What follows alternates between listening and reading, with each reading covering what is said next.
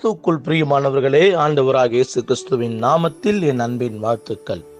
சங்கீதங்களின் புஸ்தகம் 143 சங்கீதம் 40 வசனத்திலே வாசிக்கிறோம், என் ஆவி என்னில் தியங்குகிறது, என் இருதயம் எனக்குள் சோர்ந்து போகிறது என்பதாக பக்தன் சொல்லுகிறார்.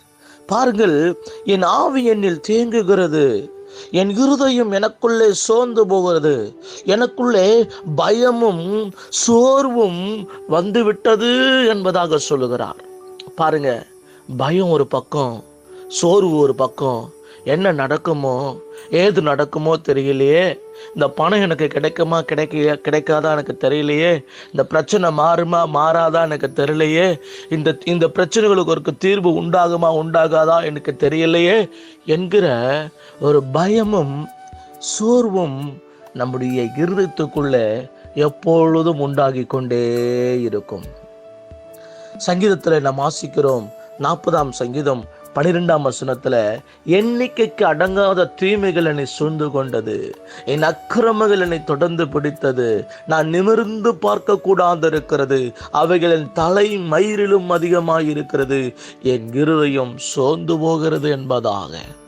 தேவ பிள்ளைகளே, உங்களுடைய பிரச்சனைகள் நிமிர்ந்து பார்க்க கூடாதபடிக்கு உங்களுடைய பிரச்சனைகள் இருக்கிறதா? நீங்கள் நிமிர்ந்து பார்க்க கூடாத அளவுக்கு உங்களை சுற்றிலும் நெருக்குகிறதா பிரச்சனைகள்? பாருங்கள், இதை எழுதின பக்தனும் சொல்லுகிறார், எனக்கு வந்த பிரச்சனைகள் நான் நிமிர்ந்து பார்க்க கூடாத என் தலை மயிரிலும் அதிகமாக இருக்கிறது. எனவே என் பிரச்சனைகளை பார்த்து நான் சோர்ந்து போய்விட்டேன், எனக்கு வந்த துன்பத்தை பார்த்து நான் சோர்ந்து போய்விட்டேன், எனக்கு இருக்கிற தேவைகளை நினைத்து நான் சோர்ந்து போய்விட்டேன் என்று சொல்லி சோர்ந்து போய் அமர்ந்திருக்கிற தேவனுடைய பிள்ளைகளே, இந்த ஜூன் மாதத்திலே இந்த 3ஆம் தேதியிலே ஆண்டவருடைய வார்த்தை உங்களுக்கு நேராய் வருகிறது. இந்த மாதம் எப்படி நான் கடக்கப் போகிறேன் என்று எனக்கு தெரியவில்லையே, இந்த மாதத்திலே எவ்வளவோ தேவைகள் எனக்கு இருக்கிறதே, என்னை தேவைகள் சூழ்ந்திருக்கிறது, பிரச்சனைகள் ஒரு பக்கம் இருந்தாலும் என் தேவைகள் என்னை சூழ்ந்திருக்கிறது, என்னுடைய வருமானம் அந்த தேவைகளை சந்திக்க முடியாது, எனக்கு கிடைப்பதோ சொற்ப வருமானம், இந்த வருமானத்தை வைத்துக்கொண்டு என் தேவைகளை என்னால் எப்படி சந்திக்க முடியும் என்று சொல்லி சோர்ந்திருக்கிறேன். தேவ பிள்ளைகளே, உங்கள் வருமானத்தை கர்த்தர் ஆசீர்வதிக்க வல்லவராக இருக்கிறார். ஏனென்றால் என் தேவனாகிய கர்த்தர் 5 அப்பத்தை 2 மீனை கொண்டு 5000 பேருக்கு போஷித்தாரே. உங்களுக்கு குறைந்த வருமானமாய் காணப்படலாம், நீங்கள் ஏதோ ஒரு சிறிய வேலை செய்து குறைந்த வருமானத்தை உங்கள் கைகளிலே நீங்கள் வைத்திருக்கலாம். ஆனால் இந்த குறைந்த வருமானத்திலே நிறைவான ஆசீர்வாதத்தை, நிறைவான நன்மைகளை தேவனால் செய்ய முடியும். ஏனென்றால் அவர் 5 அப்பத்தையும் 2 மீனையும் 5000 பேருக்கு போஷித்தவர். உங்களுடைய ஆமேன் உங்களுடைய பொருளாதாரத்தை கர்த்தர் உயர்த்தவர் வல்லவராக இருக்கிறார். பாருங்கள், எலியா என்கிற ஒரு தேவ மனிதர், மிகவும் ஒரு பெரிய ஒரு தேவனுடைய ஊழியத்தை செய்த ஒரு மனிதர், வானத்திலிருந்து அக்கினி இறங்கின ஒரு தேவனுடைய மனிதர், அவருடைய இருதயத்துக்குள்ளே ஒரு சோர்வு, ஒரு சூறைச்செடியின் கீழ் போய் படுத்துக்கொண்டு, போதும் கத்தாவே என் ஆத்துமாவை எடுத்துக்கொள்ளும், நான் என் பிதாக்களை பார்க்கலும் நல்லவன் அல்ல, என் ஆத்துமாவை எடுத்துக்கொள்ளும் என்று சொல்லி சோர்ந்து போய் ஒரு சூறைச்செடியின் கீழ் அவன் படுத்து கொண்டான். தேவ பிள்ளைகளே, பயமும் சோர்வும் உங்கள் வாழ்க்கையிலே வரும் என்று சொன்னால் அடுத்தது என்ன தெரியுங்களா வரும்? அந்த பயமும் சோர்வும் நம்ம அப்படியே படுத்து உறங்க செய்யும். ஏன்னா அந்த கவலையை நினச்சிட்டு, அந்த பிரச்சனையை நினச்சிட்டு நம்மளால் எழுந்து போய் மற்ற வேலைகளை செய்ய முடியாது. அப்படியே படுத்தே உட்கார்ந்துட்டே அழுதுகிட்டே இருப்போம், அப்படியே படுத்துட்டே படுக்கையில் அழுது கொண்டே இருப்போம். என்ன செய்ய போகிறேன்னு தெரியலையே, அந்த சோர்வு அப்படியே படுக்கையில் கண்ணீர் வர வைத்து கொண்டே இருக்கும், என்ன செய்ய போகிறேன்னு தெரியலையேன்னு சொல்லி. அப்படியாக நீங்கள் படுத்து அழுது கொண்டிருக்கிறீர்களா? தேவதூதனை கர்த்தர் அனுப்பினார். ஒரு தேவதூதன் வந்து எலியாவை தட்டி, எலியாவே எழுந்திரு, நீ போக வேண்டிய பிரயாணம் வெகு தூரம் என்று சொல்லி எலியாவை தேவதூதர்கள் சந்தித்து அவனுக்கு சுட சுட அப்பமும் இறைச்சியும் கொடுத்து, சாப்பிட்டு நீ போ என்று சொல்லி தேவதூதனை கர்த்தர் அனுப்பினார். இதோ உங்களை தேற்றும்படியாய், சோர்ந்து கிடக்கிற உங்களை தேற்றும்படியாய், சோர்ந்து போயிருக்கிற உங்களை தேற்றும்படியாய் கர்த்தருடைய வார்த்தை உங்களுக்கு நேராய் வருகிறது. என் மகளே திடன் கொள், நான் உன்னோடு கூட இருக்கிறேன், உன்னை நடத்துவேன்.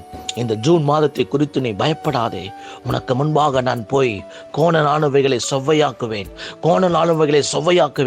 உன்னை நான் நடத்துவேன். என் கரத்தின் நிழலினால் உன்னை மூடுவேன், உன்னை நடத்துவேன், உன்னை வழி நடத்தக்கூடிய வழிகாட்டியாய் நான் உன்னோடு கூட இருக்கிறேன் என்று தேவன் உங்களை பார்த்து சொல்லுகிறார்.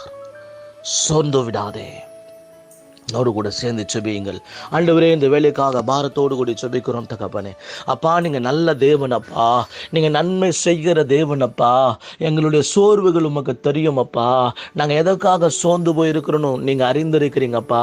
நாங்கள் எதற்காக சோர்ந்து போயிருக்கிறோம் என்பதை நீங்கள் நன்றாக அறிந்திருக்கிறீங்கப்பா. எலியாவுக்குள்ள ஒரு சோர்வு வந்தது ஆண்டவரே, அதே போல சோர்வு எங்களுக்குள்ள வந்திருக்கிறது ஆண்டவரே. ஆண்டவரே, எங்கள் பிரச்சனைகளை பார்த்து, இந்த பண பிரச்சனைகளை பார்த்து, குடும்பத்தில் உள்ள பிரச்சனைகளை பார்த்து, ஆண்டவரே, நான் ஏன் வாழணும்? நான் மரித்து போனாலும் நல்லா இருக்குமே, இந்த வாழ்க்கை எனக்கு வேண்டாம், நான் செத்து போறேன், இந்த வாழ்க்கை எனக்கு வேண்டாம் என்று சொல்லி நான் சோர்ந்து போன நேரங்கள் உண்டு ஆண்டவரே. இதோ சோர்ந்து போனவனுக்கு அவர் பலன் கொடுத்து சத்துவம் இல்லாதவனுக்கு சத்துவத்தை பெருக பண்ணுகிறார். சோர்ந்து போகிறவனுக்கு கர்த்தர் பலன் கொடுத்து சத்துவம் இல்லாதவனுக்கு சத்துவத்தை பெருக பண்ணுகிறார். இதோ சோர்ந்து போன என் சகோதரியை கர்த்தர் பலப்படுத்தும்படியாய், சோர்ந்து போன என் சகோதரனை கர்த்தர் பலப்படுத்தும்படியாய், வேலை தேடி தேடி வேலை கிடைக்கல, நான் சோர்ந்து போயிட்டேன். குழந்தை பாக்கியத்துக்காக எத்தனையோ ட்ரீட்மெண்ட் எடுத்து நான் சோர்ந்து போயிட்டேன். அல்லேலூயா. இயேசுவின் நாமத்தில் என் குடும்பத்தினுடைய சமாதானத்திற்காக எத்தனையோ காரியங்களை செய்து என் குடும்பத்தினுடைய சமாதானத்தில் நான் இழந்து கிடக்கிறேன். என் பொருளாதாரத்தை பார்த்து பார்த்து பார்த்து நான் அழுது நான் சோர்ந்து போய்விட்டேன். என் பொருளாதாரத்தில் ஒரு முன்னேற்றமும் இல்லை. இந்த கடனை பார்த்து இந்த கடனை அடைக்க வேண்டும் என்கிற ஒரு பாரம், இந்த கடனை அடைத்து விடலாம் என்கிற ஒரு பாரம், அதை அடைக்கக்கூடிய வழிகள் ஒன்றும் எனக்கு தென்படவில்லை என்று சொல்லி சோர்ந்து இருக்கிற ஒவ்வொருவருக்காய் ஜெபிக்கிறேன். ஏதோ ஒரு நெருக்கம் ஆண்டவரே, ஏதோ ஒரு சூழ்நிலை, ஏதோ ஒரு பிரச்சனை உமது பிள்ளைகளை சோர்வுக்குள்ளாக்குறதப்பா. அது என்ன மாதிரியான பிரச்சனையா இருந்தாலும், அது எந்த மாதிரியான நெருக்கமா இருந்தாலும், அது எந்த மாதிரியான சிச்சுவேஷனா இருந்தாலும் கர்த்தர் அவைகளை மாற்றும்படியாக நாங்கள் ஜெபிக்கிறோம் ஆண்டவரே. எங்களுடைய சிச்சுவேஷனை நீர் மாற்றுகிற தேவன் ஆண்டவரே, மாற்றத்தை உண்டாக்குகிற தேவன் ஆண்டவரே. அல்லேலூயா. இயற்கை உம்முடைய கட்டுப்பாட்டுக்குள் இருக்கிறது ஆண்டவரே, மனிதர்கள் உம்முடைய கட்டுப்பாட்டுக்குள் இருக்கிற ஆண்டவரே. இயேசுவின் நாமத்தில் நீ சொன்னால் ஆகும் ஆண்டவரே. நீர் ஒரே ஒரு வார்த்தை சொன்னால் ஆகும் ஆண்டவரே.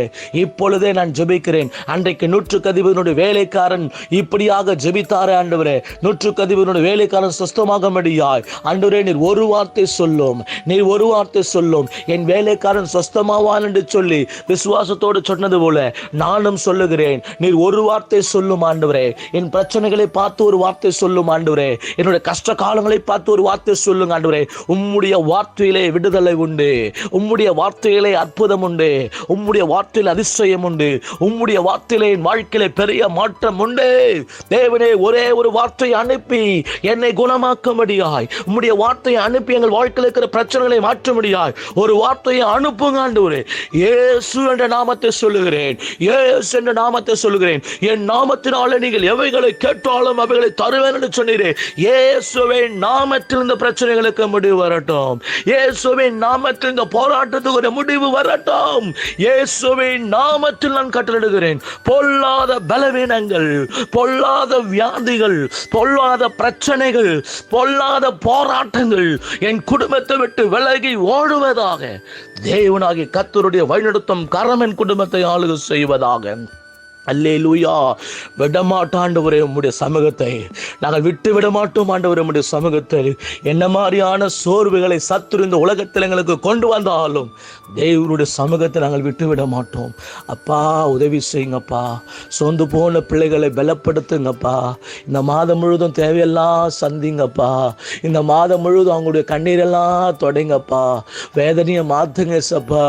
அப்பா, ராத்திரியெல்லாம் அழுதுட்டு இருக்கிறாங்களே ஆண்டவரே, படுக்கையெல்லாம் ஈரமாக்குறாங்களே, ஐயோ அழுகுறாங்களே, என்னால் முடியலையேன்னு அழுது கொண்டிருக்கிறார்களே. தேவனாகிய கர்த்தர் ஒவ்வொருவரும் விடுவிக்க முடியா நான் ஜெபிக்கிறேன். தேவனாகிய கர்த்தர் ஒவ்வொருவரும் தப்புவிக்க முடியா நான் ஜெபிக்கிறேன் தகப்பனே. என் ஆண்டவராகிய ஒரு பெரிய ஜீவனுள்ள சாட்சிகளை இந்த இணையதளத்தில் கர்த்தர் ஏற்படுத்தி கொடுக்க முடியாது நாங்கள் ஜெபிக்கிறோம் தகப்பனே. ஒரு ஜீவனுள்ள சாட்சிகளை ஆண்டவரை எழுப்பி கொடுப்பீராக. இயேசுவின் நாமத்தில் ஜெபிக்கிறேன் பிதாவே, ஆமேன், ஆமேன். கர்த்தர் உங்கள் யாவரையும் ஆசீர்வதிப்பாராக. இந்த யூடியூப் வழியாக உங்கள் யாவரையும் சந்தித்ததற்கு ஒரு பெருத்த மகிழ்ச்சி. கர்த்தர் தாமே இந்த வாய்ப்பை ஏற்படுத்தி கொடுத்ததுக்காக நன்றி செலுத்துகிறேன். ஒவ்வொரு நாளும் அநேகர் தங்களுடைய சாட்சிகளை பகிர்ந்து கொண்டு வருகிறார்கள். இந்த செய்தி மிகுந்த ஆசீர்வாதமாக இருக்கிறது. உங்களுடைய ஜபம் எங்களுக்கு பிரயோஜனமாக இருக்கிறது. பல மாவட்டங்களிலிருந்து, பல இடங்களிலிருந்து எனக்கு ஃபோன் கால்ஸ் வருது. அதற்காக ஆண்டவருக்கு நான் நன்றி செலுத்துகிறேன். நீங்களும் ஒரு சாட்சிகளாக நிற்பீர்கள். தேவனுடைய நாமத்தை மயப்படுத்துங்கள், சாட்சி சொல்லுங்கள், கர்த்தருடைய நாமத்தை மயப்படுத்துங்கள்.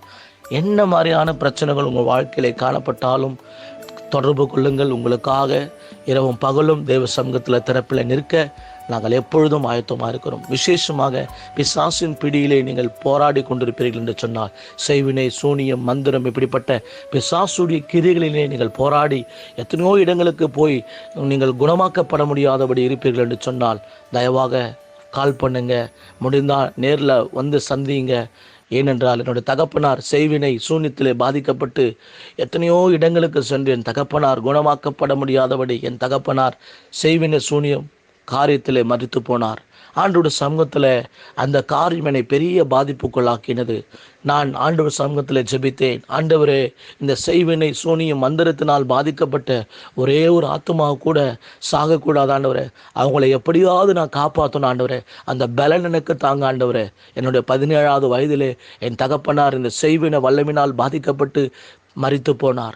நான் ஆண்டவர் சமூகத்தில் ஜெபித்தேன். ஆண்டவரே, எங்களுடைய ஆலயத்துக்கு வருகிறவர்கள், என்னை தேடி பிசாசு பிடித்து வருகிறவர்களை நிச்சயமாக விடுதலை ஆக்க வேண்டும் ஆண்டவரே. அவர்களை விட்டுவிடக்கூடாது.